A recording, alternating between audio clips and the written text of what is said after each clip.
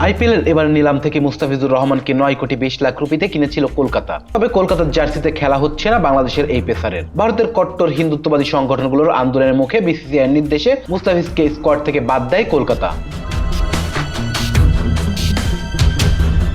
এক মুস্তাফিজকে নিরাপত্তা দিতেই ব্যর্থ ভারত। তবে সেখানে গোটা বাংলাদেশ দলকে কিভাবে নিরাপত্তা দেবে তারা? নিরাপত্তা নিয়ে এমন শঙ্কা তৈরি হয় বিশ্বকাপ খেলতে ভারতের দল পাঠাতে রাজি নয় বাংলাদেশ ক্রিকেট বোর্ডের সভাপতি আমিনুল ইসলাম বুলবুল। তিনি জানিয়েছেন এই মুহূর্তে ভারতে বাংলাদেশের দল পাঠানো নিরাপদ বোধ করছেন না তিনি।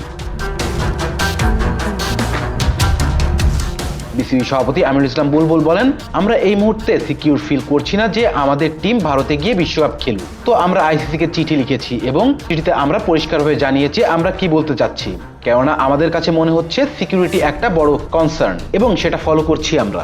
এ ব্যাপারে সরাসরি আইসিসির সঙ্গে যোগাযোগ করেছে বিসিবি। তাদেরকে মেইল পাঠানো হয়েছে বোর্ড থেকে এবং সেই মেইলের উত্তরের অপেক্ষায় আছে বিসিবি। বিসিবি সভাপতি বলেন, আমরা আইসিসিকে মেইল পাঠিয়েছি খুব তাড়াতাড়ি এবং মিটিং করার জন্য তারা আমাদেরকে বলবে এবং আমরা যে মেইলটা করেছি তার রিপ্লাইয়ের উপর নির্ভর করবে আমরা পরবর্তীতে কি পদক্ষেপ নেব।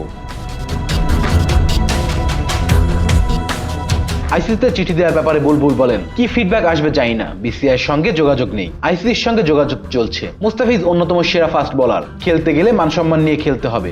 কোনো খেলোয়াড়কে অসম্মান করাটা আমরা গ্রহণ করি না। ভারত জুড়ে বাংলাদেশি ক্রিকেটারকে বাদ দিতে বিক্ষোভ করা আসছিল কট্টর হিন্দুত্ববাদী সংগঠনগুলো, যার রেশ ধরেই বিসিসিআই ফিজকে বাদ দেওয়ার নির্দেশ দেয়, যা বাংলাদেশ ভারত ক্রিকেটীয় সম্পর্কে ভবিষ্যতেও শঙ্কায় ফেলেছে। মুস্তাফিজের আইপিএল খেলতে না পারার প্রসঙ্গে বিসিবি সভাপতি আমিনুল ইসলাম বুলবুল বলেছেন, এটা ভারতের ঘরোয়া ক্রিকেট, এটা দেখানো আর না দেখানোর সিদ্ধান্ত সরকারের। তথ্য মন্ত্রণালয় সিদ্ধান্ত নিয়েছেন, সরকার যেহেতু সিদ্ধান্ত নিয়েছেন আমরা সেটা সমর্থন করি।